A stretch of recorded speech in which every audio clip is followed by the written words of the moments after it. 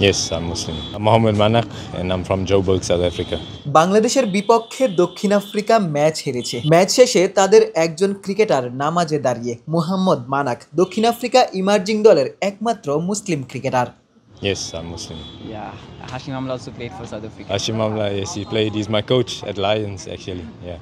হাশিম আমলা, Wahid Parnell কিংবা বিহার দিনের পর মানাকি হতে পারেন দক্ষিণ আফ্রিকা জাতীয় দলের পরবর্তী মুসলিম ক্রিকেটার। জোহানেসবার্গে জন্ম নিলেও মানাক ভারতীয় বংশোদ্ভূত ক্রিকেটার। ভারতের গুজরাটেই যার আদি নিবাস। We know that you are from Indian origin. Yes, from Joburg, South Africa. Indian origin, yes, from Gujarat originally, from this descendant, yes. Who's your favorite player?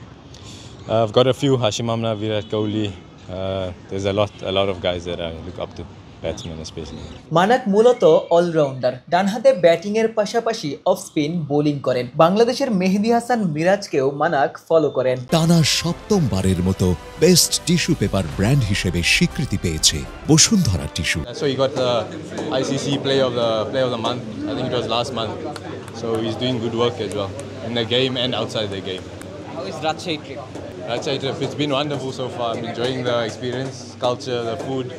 It's been unbelievable so far.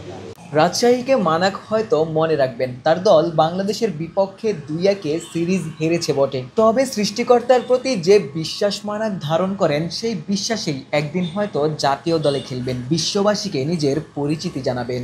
Ashiq Sarwar, news 24।